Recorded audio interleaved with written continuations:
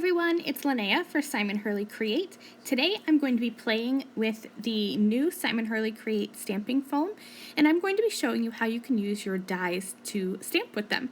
This is a really fun product that I've been having a lot of fun with in my craft room, and after kind of playing around a lot, I have found that the easiest way for me to use this is to temporarily adhere the stamping foam onto an acrylic block.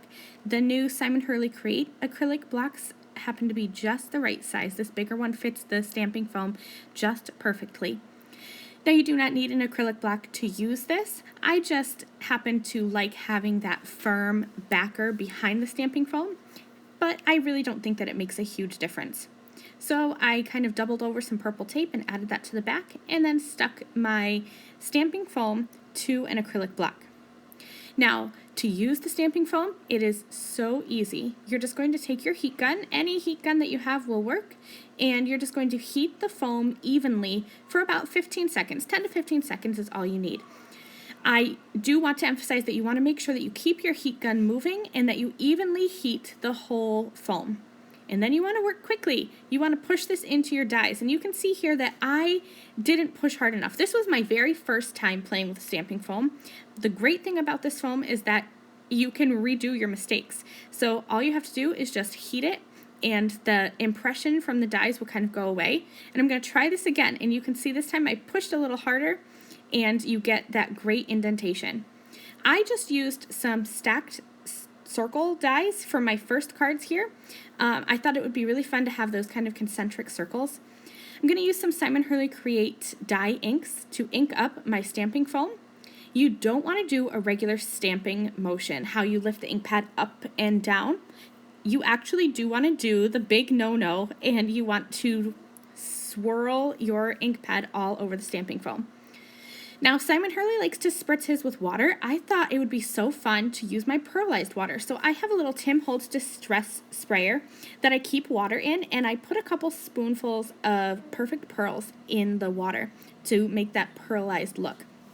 So when I spray that a little bit and stamp it, I'm just going to dry this real quick. There's not a whole lot of water, but I did give probably 4 or 5 spritzes. I'm just going to heat set this and dry that, and you're going to be able to see all of the magical shimmer from that perfect pearls that's in the water. And I'm going to show you too the looks that you can get by using more water and less water. This one I used a little bit more. Now I was going to clean off my stamping foam, and I went to reach for my towel and I realized there was still a lot of ink left on here, enough that I could stamp this again and get a slightly lighter look, a more subtle look, but it still has shimmer from the perfect pearls and it still has color from the ink, so it's super fun to do the second generation stamping with the foam. I'm going to stamp again with another die. This one's a stacked triangle die. Again, heating the stamping foam evenly for 10 to 15 seconds. Keep that heat gun moving, heat the whole surface of the foam, and then quickly you want to grab your stamping foam and press that into the die. I kind of love this little triangle impression here, and I got it off to the side, not on purpose, but I ended up liking the look, so I went with it. I'm using more Simon Hurley Create inks, and I'm just going to, again, swipe these inks over the top. You don't want to do the up and down. You might get the ink into the areas that you don't want, the negative pushed in areas from the die. So that's why swiping across the top is the better way to go. I again spritz this with my pearlized foam, or my pearlized water rather, and I'm just going to press this down and check that out. I used lighter colors this time, a yellow and a green, so it's not as vivid and as intense.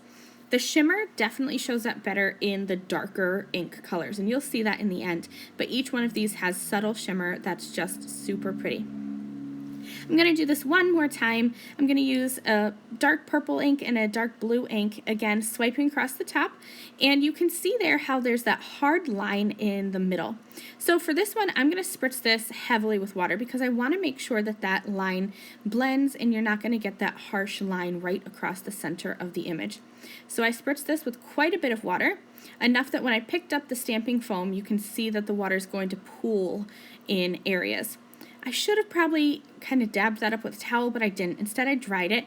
But now I have some dark and kind of more intense areas to my card background.